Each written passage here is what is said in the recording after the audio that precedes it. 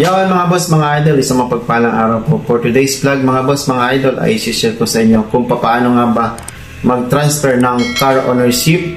Kung tayo ay nagpaplanong magbenta ng ating mga sasakyan, ay isi-share ko sa inyo ang proseso sa napakabilis na pamamaraan. Alright. So, ang una nyong gagawin mga boss, mga idol, syempre ay hahanap tayo ng trusted buyer, yung siguradong bibili ng inyong sasakyan. Then, yung condition ng ating mga sasakyang ibibenta para sa seller, kailangan valid yung ating pahas, valid yung ating estimara, at syempre ay wala tayong traffic violation. Kung meron man, mga boss, mga idol, ay kailangan mo na itong ating bayaran. Alright? At syempre mga boss, mga idol, sa part ng buyer, dapat unang-una meron siyang driver license, valid ICAMA, and kailangan kumuha rin siya ng bagong insurance before matransfer yung car ownership. Then mga boss, mga idol, kung papayag yung buyer na pupunta kayo sa isang legit na nagtatransfer ng car ownership, ay mas maganda dahil wala kang babayaran doon mga boss, mga idol, na any amount. Highly recommended ko mga boss, mga idol, yung Albogami office, yung nagtatransfer ng car ownership.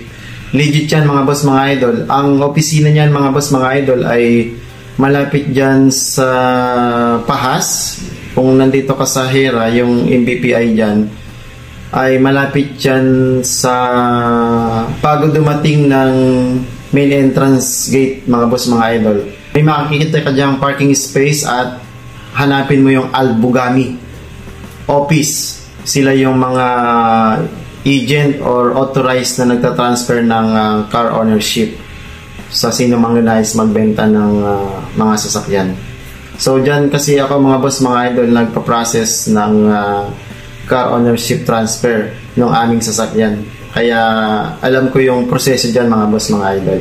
Kung ikaw yung seller mga boss, mga idol, ay wala kang babayaran dyan sa transaction fee. Ang lahat yan ay sagot ng buyer. Kung mapagkakasunduan nyo na dyan i-process yung inyong transfer ng car ownership. Mas maganda kasi mga boss, mga idol, na mag-transfer ng car ownership sa isang lehitimong office. Kasi pag ikaw yung nag-process mismo sa iyong upshare, ay medyo delay yung payment, no? Delay ng isang araw hanggang 3 araw yung payment transaction sa bangko. So kapag dumaan kayo sa opisina ng ganyang nagtatransfer, ay mas maganda. Siguro mga within 2 to 3 hours ay makukuha mo na yung pera, yung cash na napag-usapan yung amount doon sa binibenta mong sasakyan. So yun mga boss, mga idol, yun yung pinakamabilis na pamamaraan sa pag-transfer ng car ownership. Kung tayo ay nagnanais na magbenta ng ating mga sasakyan or for some reason lang kaya natin ito ibinebenta. At yung proseso naman mga boss, mga idol, ay same pa rin doon sa upshare. Yung pinaka-procedures noon ay wala namang pinagkaiba. Kaya lang kasi ay hindi ka na may stress, walang hassle, wala kang babayaran sa lahat ng iyong magiging transaction doon. So, immediately makukuha mo yung pera, mag-transfer yung sasakyan mo, at wala kang pangamba. On the spot mga boss, mga idol, ay makukuha mo ito within 2 to 3 hours. Alright. At isang tips lang mga boss, mga idol, bago nyo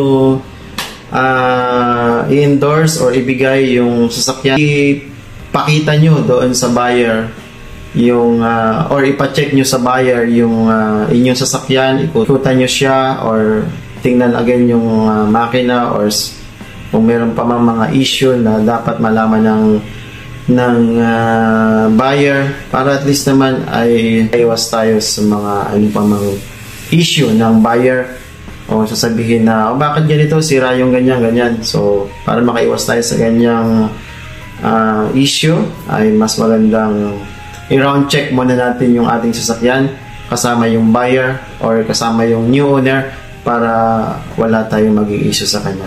Alright, so yun lamang mga boss, mga idol. Maraming salamat sa inyong panonood. Nakatulong ako sa video na ito. Maraming salamat and God bless. Bye-bye!